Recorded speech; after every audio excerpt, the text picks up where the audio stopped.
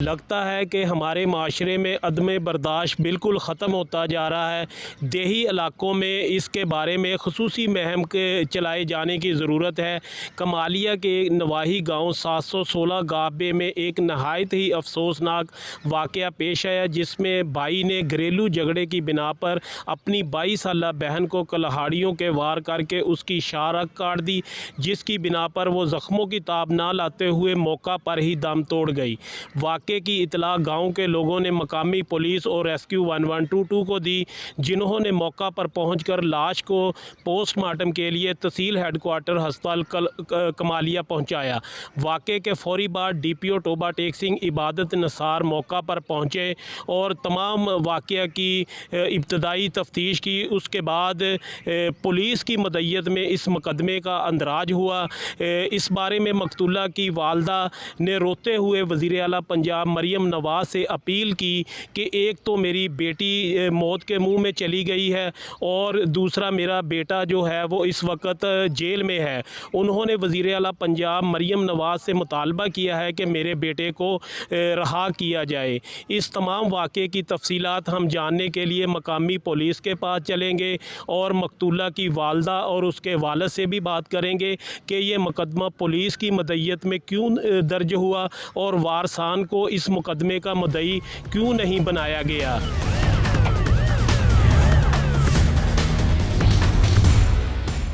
اس case کے حوالہ سے اس وقت میں مقتولہ کی والدہ اور ان کے والد کے ساتھ موجود ہوں۔ آئیے ان سے جانتے ہیں کہ یہ واقعہ کیسے پیش آیا اور جب واقعہ ہوا اس وقت یہ کہاں تھے، اور انہوں نے تمام جو صورتحال ہے وہ اپنی آنکھوں سے دیکھی۔ انہی کی زبانی جانتے ہیں کہ یہ سارا واقعہ کیسے پیش آیا۔ جی خالہ جی بھائی میں تو کوئی نہیں، سیدھے پتہ نہیں کہ نکلی ہو یا پتہ نہیں کہاں نے مار ڈال گیا، کوئی پتہ نہیں بھائی۔ میں تو باہر سے نکلی اسے چارہ کاٹنے، میں نے کوئی پتہ نہیں، میں آئی سی پولیس کال میں آپ سر کھیتی کی تھی، میں نے کوئی پتہ نہیں کہاں مار ڈال گیا میرے بچے نا، میں نے کوئی پتہ نہیں، میں نے کوئی پتہ نہیں تو میں آئی تھی پولیس میں کال میں آپ سے ریکارڈ کی تھی، میں نے کوئی پتہ نہیں میں ماڈل کہنے کی تھا۔ جب آپ گھر پہنچے تو آپ کی بچی کی ماڈل ہے، میں نے کوئی پتہ نہیں لگا کہنے کی تھا۔ ابھی آپ کیا مطالبہ کرتے ہیں وزیر اعلیٰ پنجاب میں مریم نواز سے شکایت کر رہی ہوں، اس کو بتاتی ہوں خدا کے واسطے میرے بچے چھڑ دے، اس کو کرے میرا ایک بچہ کی میری بچی میرا بیٹا تھا میری بیٹی خدا کے میں نے کوئی پتہ نہیں۔ جی جس وقت یہ واقعہ پیش ہوا آپ کہاں تھے اس وقت؟ میں جو پانی لامن گیا جی، اچھا جی، پانی لا دے ادھر آیا دے ادھر ہویا مادل ہویا پیا سی، پتہ کہیں کیتا کہیں نہیں کیتا۔ آپ کو کس نے بتایا کہ یہ گھر میں قتل ہوا ہے؟ آپ دے ادھر آل ہوئی بات ادھر اسی دوڑ کے آئے، اگو ویکھ کے بندے سنتے کھڑے سے، اگو ہویا پیا سی۔ پولیس موقع پر پہنچ گئی تھی؟ ہاں جی پولیس آ گئی سی موقع سے۔ پولیس کی تفتیش سے مطمئن ہے جو پولیس تفتیش کر رہی ہے؟ ٹھیک ہے جی۔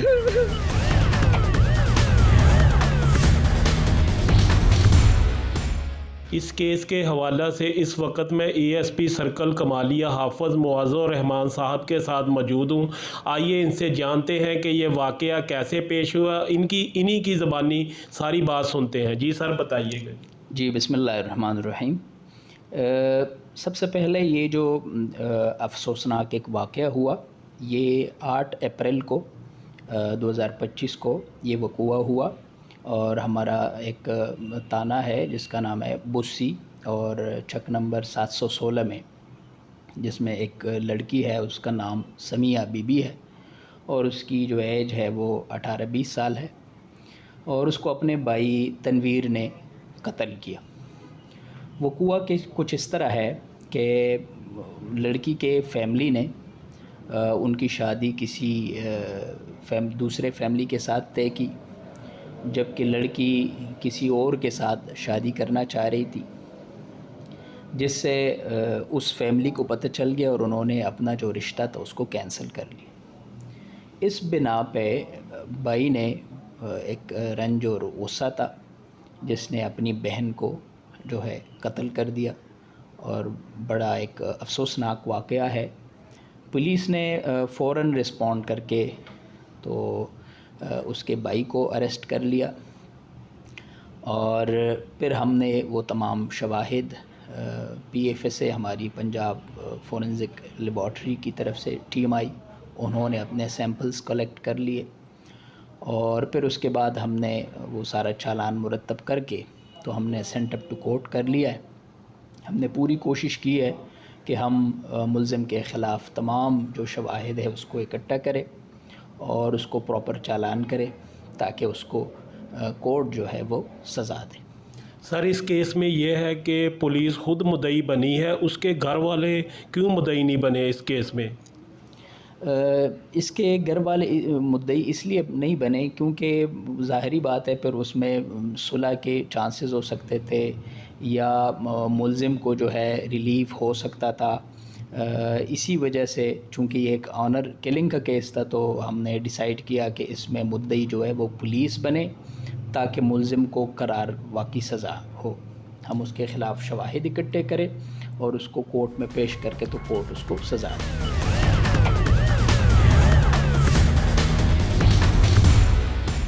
جی، پشاور کے مضافاتی علاقہ فقیر آباد افغان کالونی میں کچھ روز قبل ایک 3.5 سالہ بچہ جسے اغوا کیا گیا تھا اور بعد میں پنجاب کے ایک ضلع سے وہ برآمد کیا گیا۔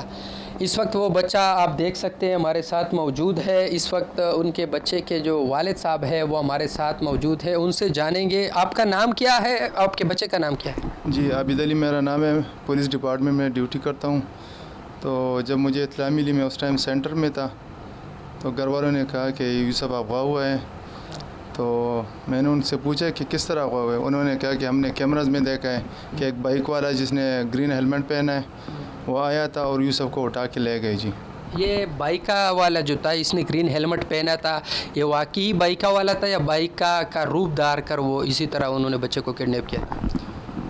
اس طرح کی انفارمیشن تو ہمیں نہیں تھی، لیکن جس طرح ویڈیو میں ہمیں نظر آ رہا تھا تو اس نے گرین ہیلمٹ پہنا تھا جس طرح بائک والے پہنتے ہیں۔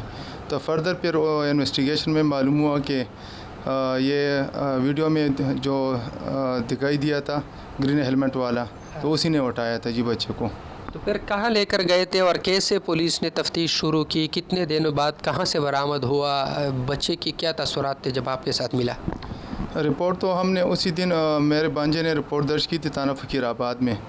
تو جب میں یہاں پشاور پہنچا تو اس ٹائم انویسٹیگیشن شروع ہو چکی تھی، تو ہم کیمراز کے ذریعے فوٹیج چیک کر رہے تھے۔